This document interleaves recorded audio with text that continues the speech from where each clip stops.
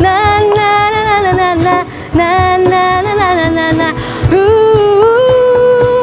Yeah.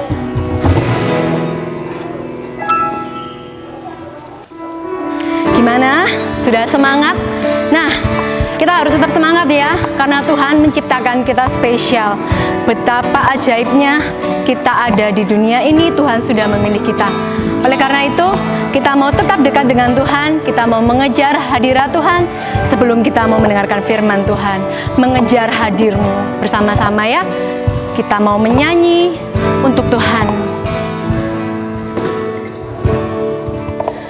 Dekat padamu, itu rinduku.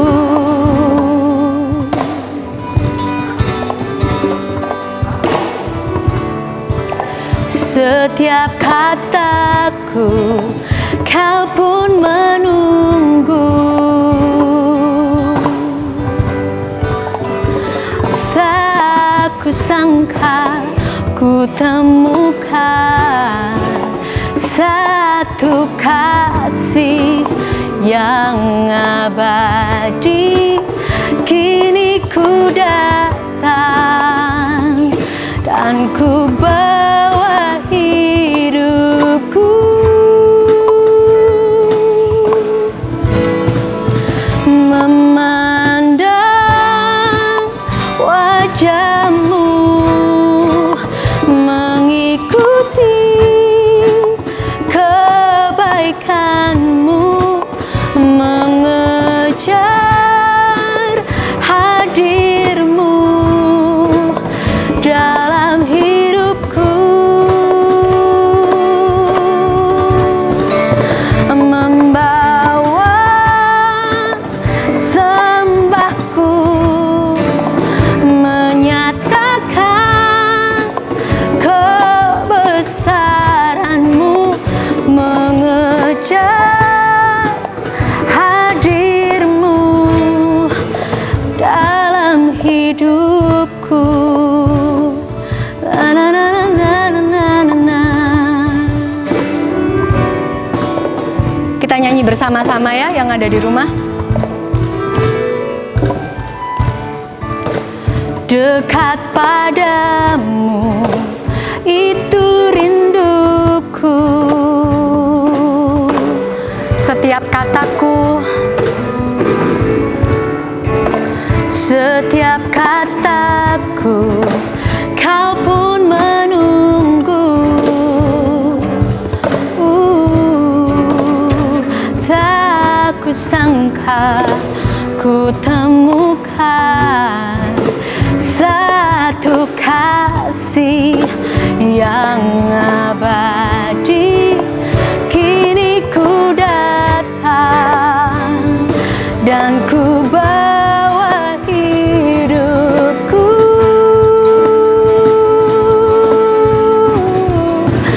memandang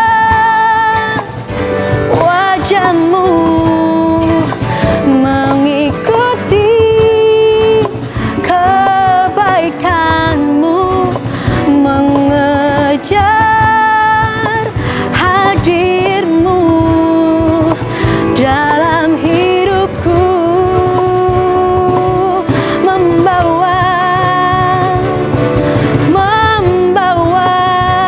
sembahku, menyatakan kebenaranmu, mengejar hadirku dalam hidupku.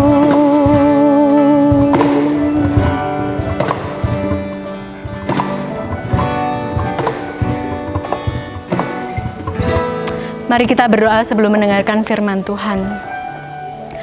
Bapa, terima kasih karena kami masih boleh mendengarkan firman-Mu. Berkati kami, pimpin kami ya Tuhan, supaya kami tahu apa yang ingin Tuhan sampaikan kepada kami saat chapel pada pagi hari ini. Terima kasih ya Bapa, kami serahkan waktu ke depan ke dalam tangan-Mu. Di dalam nama Tuhan Yesus kami berdoa dan mengucapkan syukur. Amin. Hai teman-teman, senang sekali Teacher Ebin bisa menyapa teman-teman sekalian dalam chapel kita hari ini. Nah, untuk memulai chapel kita, mari kita persiapkan Alkitab untuk membaca dan merenungkan firman Tuhan. Nah, teman-teman, Teacher punya cerita nih pagi ini tentang seekor anak burung elang dan anak-anak ayam. Oke, ketika induk ayam sedang berjalan-jalan di hutan, dia melihat ada satu buah telur yang tidak ada induknya dan sendirian di situ. Dia bingung, ini punya siapa ya? Kenapa tidak ada induknya sama sekali? Lalu si induk ayam ini berniat untuk membawa telur itu ke rumahnya karena dia tidak mau meninggalkan telur itu sendirian di tengah hutan. Dibawalah telur itu ke rumahnya. Dia taruh bersama dengan telur-telur ayam di rumahnya itu. Nah, dia rami, terus dia tunggu beberapa hari hingga tibalah waktunya untuk telur-telur ayam itu menetas. Dan satu persatu telur ayam itu mulai menetas, teman-teman. Tapi induk ayam ini bingung. Kenapa ya telur yang aku temukan dari hutan itu belum menetas? mungkin belum waktunya untuk menetas. Dia menunggu, tapi tiba-tiba terdengarlah bunyi krak. Dan telur itu pun menetas. Keluarlah seekor anak burung elang. Tapi induk ayam itu tidak menyadari bahwa itu adalah anak burung elang, teman-teman. Dia senang sekali melihat anak burung elang itu dan dia merawatnya. Dia memperlakukan anak burung elang itu seperti anak-anak ayamnya yang lain, teman-teman.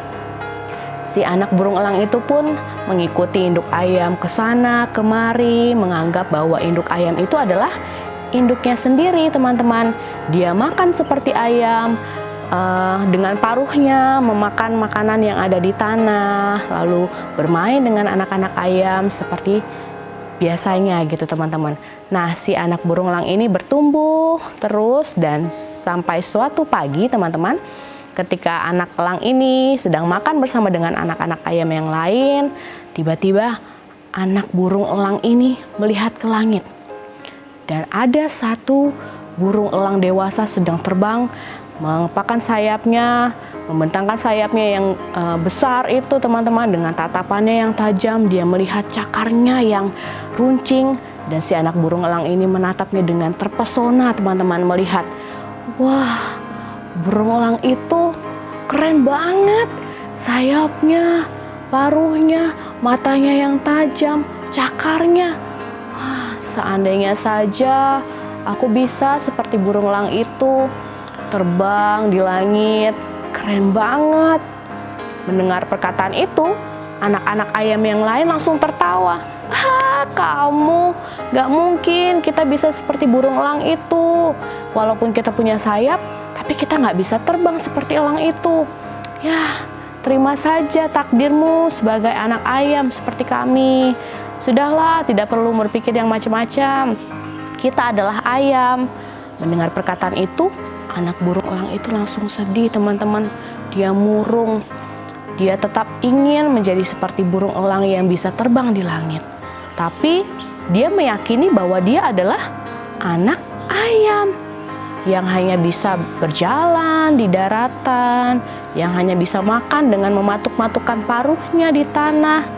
Tapi dia tidak menyadari bahwa jati dirinya dia sebenarnya adalah seekor elang.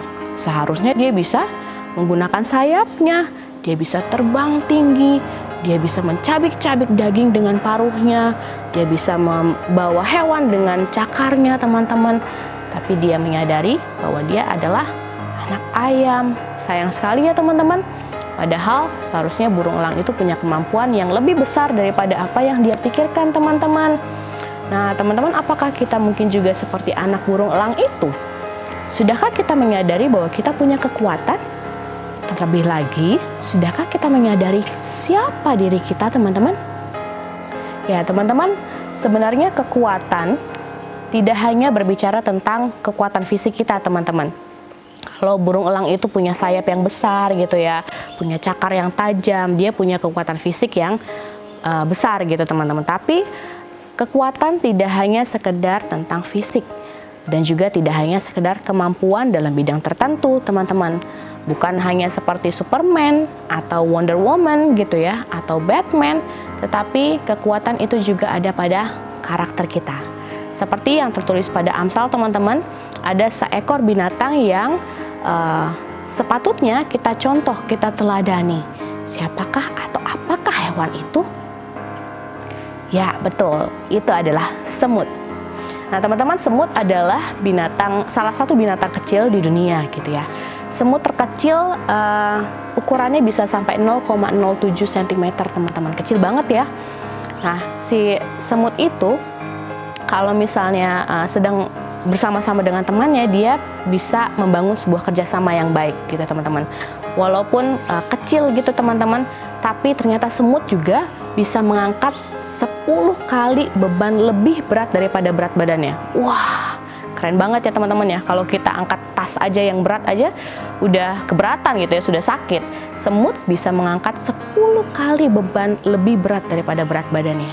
Wah, keren banget, teman-teman. Nah, tapi ternyata hal lain yang harus kita lihat dari semut adalah tentang karakternya. ketekunan dan kerjasamanya teman-teman. Nah, seperti yang dilakukan oleh super koloni semut Argentina gitu teman-teman, yang tinggal memanjang sepanjang 6.000 km teman-teman di garis pantai Eropa. Bayangin teman-teman, kalau bukan karena kerjasama, kalau bukan karena ketekunan untuk membangun sarang itu, mana bisa terbangun sarang yang sepanjang 6.000 km itu teman-teman. Seperti yang tertulis pada Amsal 6 ayat 6-8. Hai pemalas, pergilah kepada semut, perhatikanlah lakunya dan jadilah bijak. Biarpun tidak ada pemimpinnya, pengaturnya atau penguasanya, ia menyediakan roti di musim panas dan mengumpulkan makanannya pada waktu panen. Kita belajar dari si semut teman-teman, yang memiliki kekuatan fisik yang besar gitu ya teman-teman, meskipun badannya kecil, tetapi terlebih lagi ketekunan dan kerjasama semut itu yang menolong dia untuk bisa bertahan hidup teman-teman. Kita seharusnya bisa lebih daripada seekor semut, tetapi kita mau sama-sama belajar bagaimana ketekunan dan kekuatan karakter kita bisa menolong kita untuk hidup lebih baik teman-teman. Terlebih lagi kita bisa memuliakan Tuhan melalui kekuatan yang kita miliki. Nah, kalau kita sudah tahu nih teman-teman kekuatan kita apa ya, kita juga harus menyadari apa kelemahan kita teman-teman. Seperti seorang tokoh juga yang tertulis di dalam Alkitab teman-teman, yaitu Musa. Nah teman-teman, kita tahu kisah Musa ya teman-teman ya.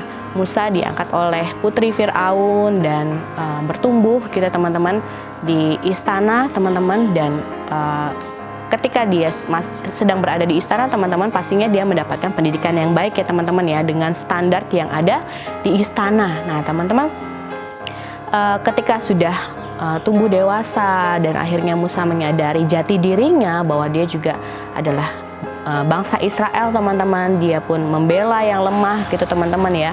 Dia juga memiliki keberanian teman-teman, dan dia mendapatkan kesempatan untuk menjadi seorang gembala teman-teman ya.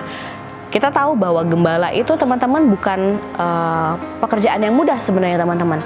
Bagaimana sih pekerjaannya gembala? Gembala harus memastikan bahwa kawanan domba atau ternak-ternaknya itu aman teman-teman. Dan yang dilawan oleh gembala adalah hewan-hewan buas di padang yang luas teman-teman. Kita nggak tahu ada hewan-hewan liar apa di padang yang luas itu teman-teman. Tetapi gembala harus memastikan bahwa domba-domba atau ternaknya yang lain itu aman. Jadi harus kuat secara fisik dan juga kuat secara mental teman-teman.